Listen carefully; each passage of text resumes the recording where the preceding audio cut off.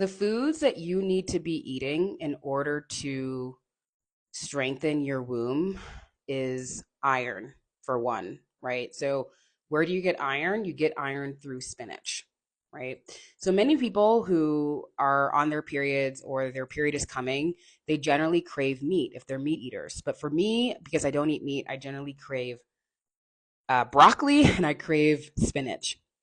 Now, why is this really important? Because iron is magnetic energy, right? When you look at the formation of Earth, iron is the womb of the Earth. It is the metal that is at the center of this whole planet.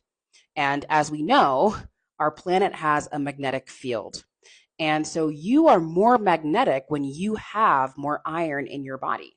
If you don't have iron in your body, you are less magnetic. This is why people who have fibroids and polyps and cysts and endometriosis in severe cases and severe levels, like I did for many years, I had 5 fibroids, maybe more, I don't know.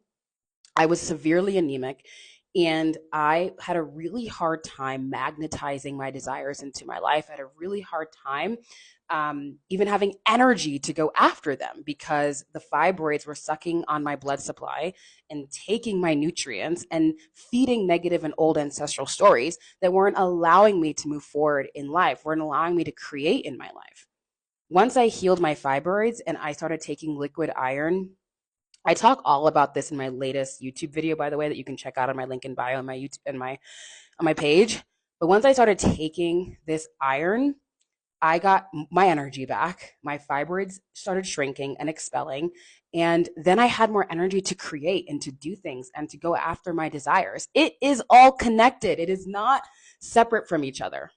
All right. It is not separate from each other. This is why people who have fibroids, they also are low in vitamin D. You're low in vitamin D because vitamin D regulates our mood. It's like acts as a hormone, right? It makes us happy. They see that people who have depression, they just take vitamin D instead of antidepressants, and they already see changes before even taking an antidepressant. Okay. This is the same thing that's happening inside of the womb. When we have womb ailments, we are attached to negative emotions. We're attached to things like depression. We're attached to suffering, right?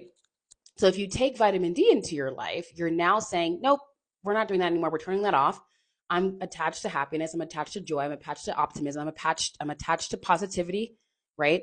And then that's going to shrink the story of the fibroid. It's going to start shrinking these stories that have been in your biology, in your genes, in your cellular memory, in your cellular information. It is all connected, honey. Check out my YouTube video. I talk all about this in the 8 foods that you need to heal your womb.